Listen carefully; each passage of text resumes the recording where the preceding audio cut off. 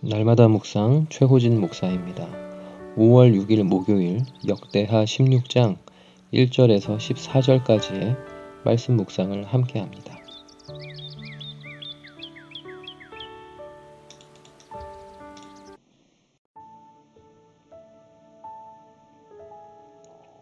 아사 왕은 구스 군대와 전쟁에서 대승을 치룬 직후 선지자 오뎃을 통해 하나님의 당부를 듣고 하나님 앞에서 온전했던 결과로 지난 20년간 평화로운 시절을 보냈습니다. 그러다가 오랜만에 북이스라엘 왕 바아사 군대의 공격을 받는 상황이 됩니다. 그런데 이때 아사 왕은 아람 군대의 도움을 받고자 한동안 성전과 왕궁에 보관해 두었던 은금을 꺼냅니다. 은금까지 꺼낸 이유는 아람이 이미 이스라엘 왕 바아사와 형성하고 있는 약조 관계를 깨도록 그 아람 왕에게 부탁해야 했기 때문입니다. 아람이 이스라엘을 배신하도록 매우 큰 금액을 투자하는 것입니다. 결국 이러한 아사 왕의 정성에 아람 왕 베나닷이 응답하여 이스라엘의 국고성을 쳐서 바아사가 유다와의 왕래를 막고자 세우려던 라마성 건축을 포기하게 만듭니다. 아람 군대의 도움을 힘입은 아사 왕은 결국 바아사가 라마 건축을 위해 사용하려던 돌과 제목을 획득하여 자신이 짓고자 하는 다른 성을 건축합니다. 여기까지의 내용을 보면 아사 왕이 참 잘한 것으로 보입니다.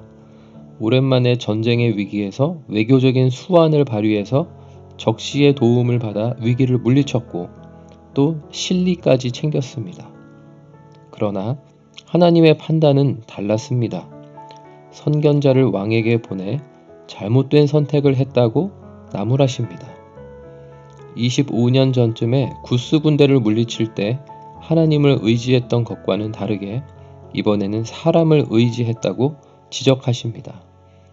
이번에 망령된 선택을 한 결과로 다시 전쟁이 있을 것을 선견자가 예고하기까지 합니다. 아사왕 스스로도 일을 잘 처리했다고 생각해서 칭찬과 인정받기를 기대하고 있었던지 선견자를 통한 이러한 죄 지적에 매우 발끈합니다. 선견자를 옥에 가두고 같은 입장을 보이던 백성 몇 사람을 학대하기까지 합니다. 세상적으로 성공하고 일을 잘 처리해도 하나님 앞에서는 죄가 될 수 있음을 묵상합니다. 열왕기 저자는 아사왕이 3년 후에 발에 위중한 병이 생겼을 때 하나님을 먼저 찾지 않고 명의를 찾았던 죄도 지적합니다. 외교적 수완을 잘 발휘한 것도 또 병을 명의에게 맡기는 것도 결과로는 잘했다고 평가할 수 없습니다. 하나님은 마음의 중심을 살펴서 평가하십니다. 먼저 전적으로 하나님의 도움을 구하는지를 중요하게 보십니다.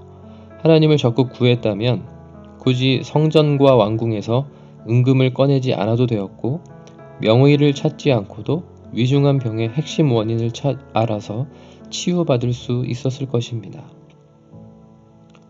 사람의 힘을 빌릴 수 있는 상황이라면 대다수의 사람들은 사람의 힘을 빌리라고 권면하고 조언합니다. 그것을 잘 분별해야겠다는 생각을 하게 됩니다. 나의 마음이 얼마나 먼저 적극적으로 하나님을 찾고 구하는지를 놓치지 않는 것이 참 믿음입니다.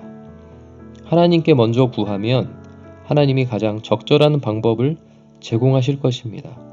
하나님께는 제 자신이 먼저 무엇을 구하는가가 중요합니다. 내 마음의 중심을 누구에게 향하고 있는지를 늘 살펴서 진정한 믿음의 선택을 할 수 있기를 소망합니다. 적용 질문 첫 번째. 내가 빌릴 수 있는 사람의 힘은 무엇입니까?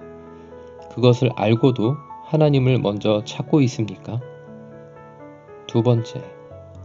내 마음대로 선택해 놓고 하나님께 인정받기를 원했던 적이 있습니까?